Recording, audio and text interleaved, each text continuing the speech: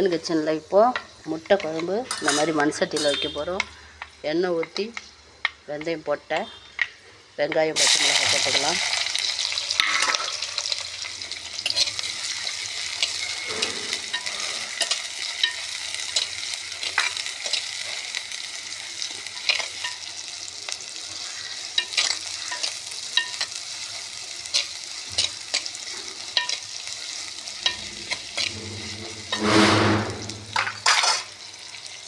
இப்போ நான் புளி கரைச்சிட்டேன். எப்படி நல்லா வெந்துச்சு பாருங்கள்.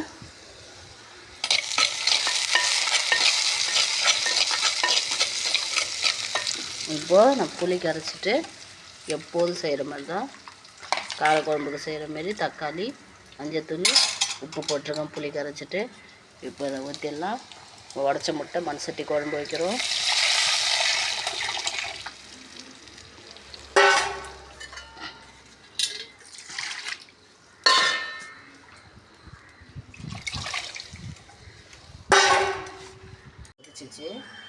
இந்த மாதிரி நம்ம முட்டையை உடச்சி ஊற்றிடலாம்.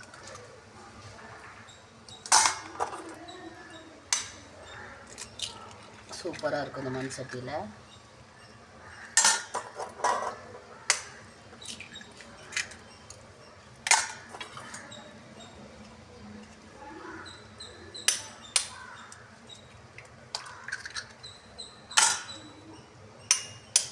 கலரக்கூடாது. ஒரு 10 நிமிஷத்துக்கு